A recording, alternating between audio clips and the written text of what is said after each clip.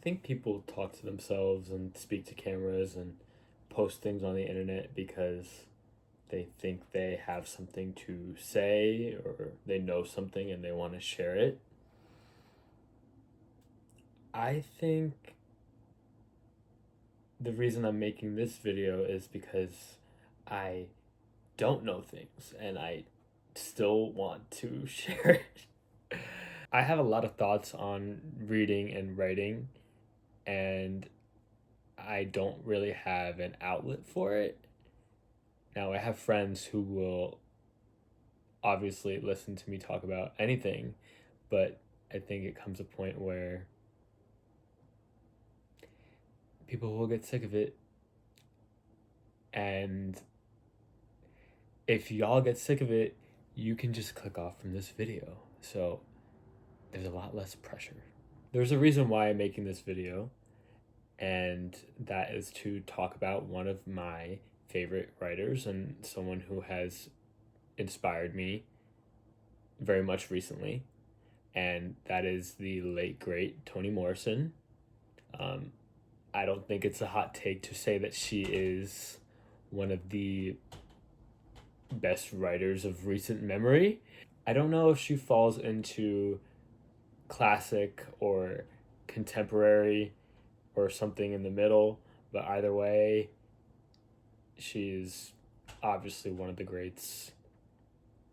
Also, if you hear my window moving against the wind, I'm so sorry, and I don't know what to do about that.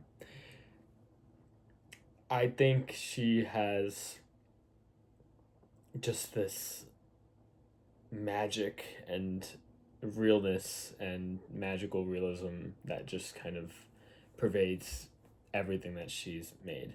I just finished The Bluest Eye, which is her first book that she made. I've read two others as well, that being A Mercy, which was back in high school, so quite a long time ago, and more recently, Beloved, which is just a masterpiece on its own. I still think Beloved is her best work that I've read, but The Bluest Eye was an example, just another example of her greatness. Her books have this aspect of community to them that I find really interesting. It always seems to center around a main figure, but I feel like the story of this figure is often told through the voices of other people and through their stories. In The Bluest Eye, she does this thing where she'll start a chapter off and sort of give you no context for who you're talking about, who this character is, and as the chapter goes on, you learn about them, you get that context. Obviously, you kind of just fall in love with her prose and the the more innovative ways that she formats the book. And at the end of the chapter, she'll just tie it into the rest of the story, and now everything feels a lot more complete. Not only is it an engaging experience, but it teaches you so much. It teaches me a lot about writing and how I want to engage people or be engaged.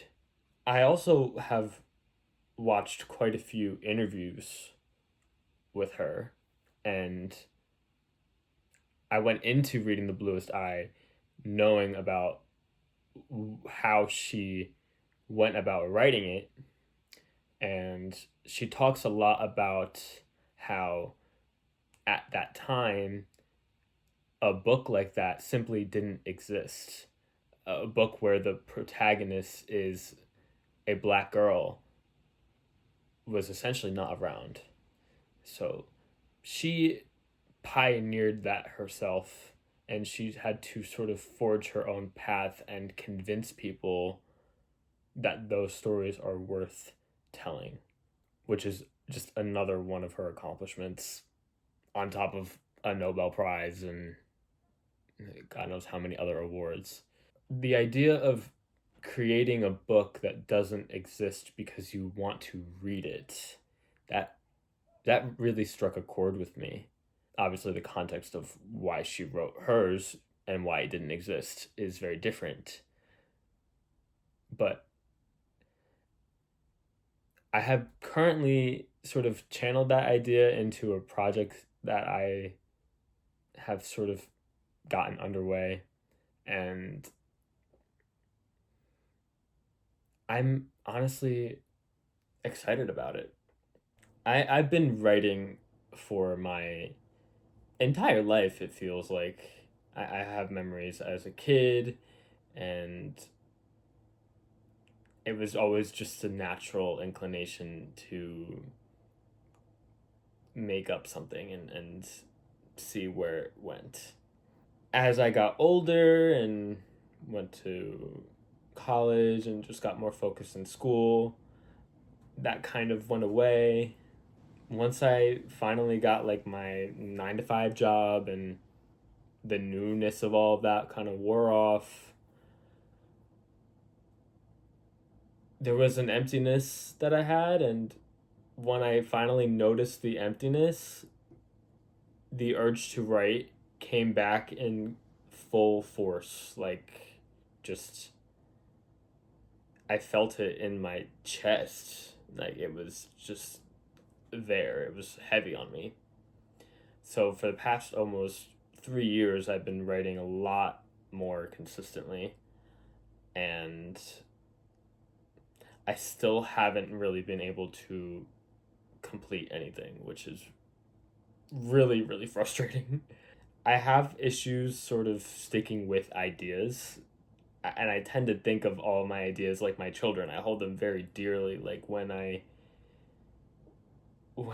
form an idea that I connect with, it's not going away, but it almost feels that I will throw all of my other children in the basement, lock the door, and throw away the key, and just hold on to this holy grail of an idea until the luster of it wears off as well, and then I have to think of something else.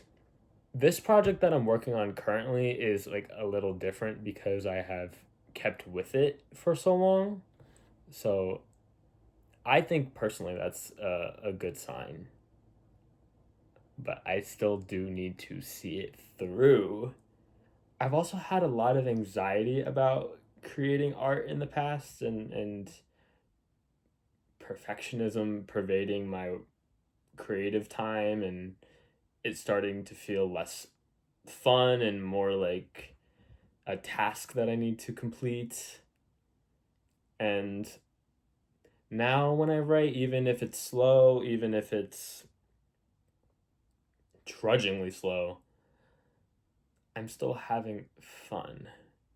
Writing is a labor of love. It is frustrating, it is challenging. It's also a deeply vulnerable thing.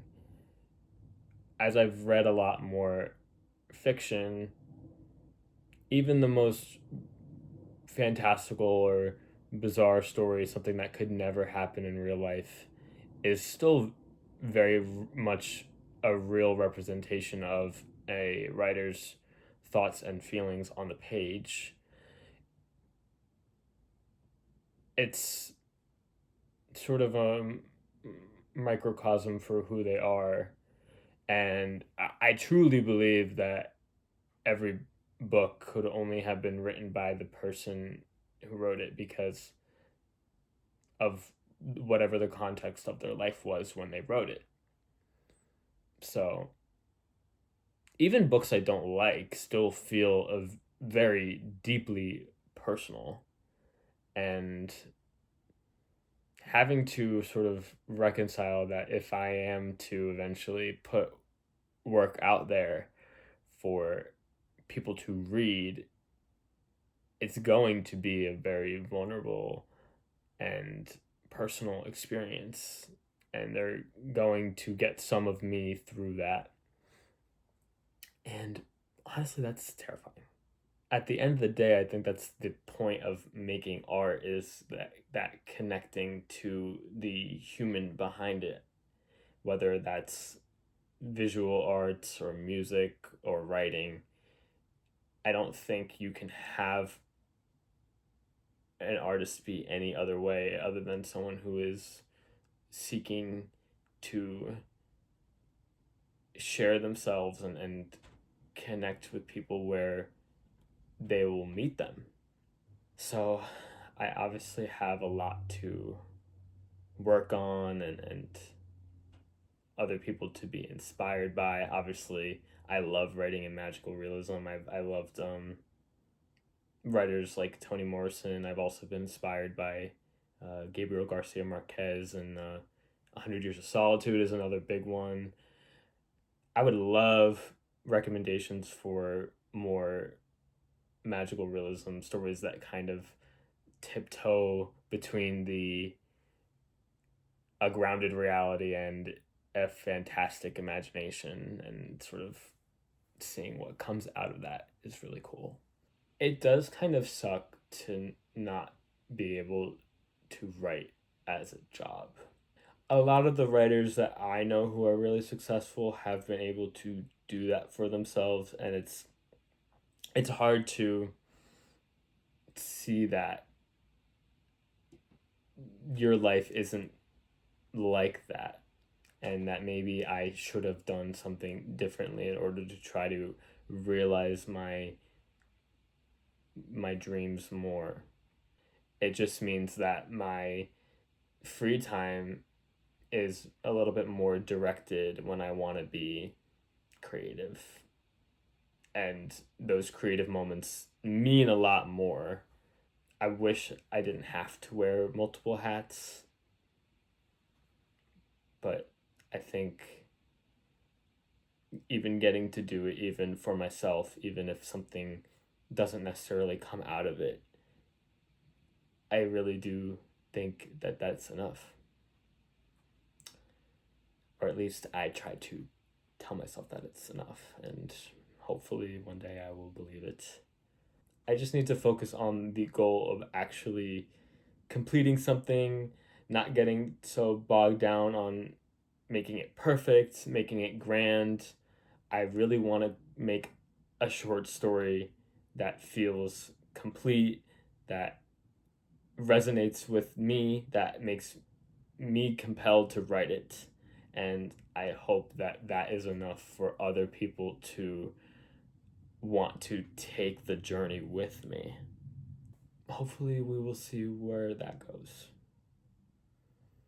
Maybe this medium of talking is gonna help me stay accountable and give me the community that I hope I could get about reading and writing, and just ingesting any type of media. Um, I would love to hear y'all's thoughts on writing and where writing has taken you. All right, I'm done. Talking to a camera is difficult.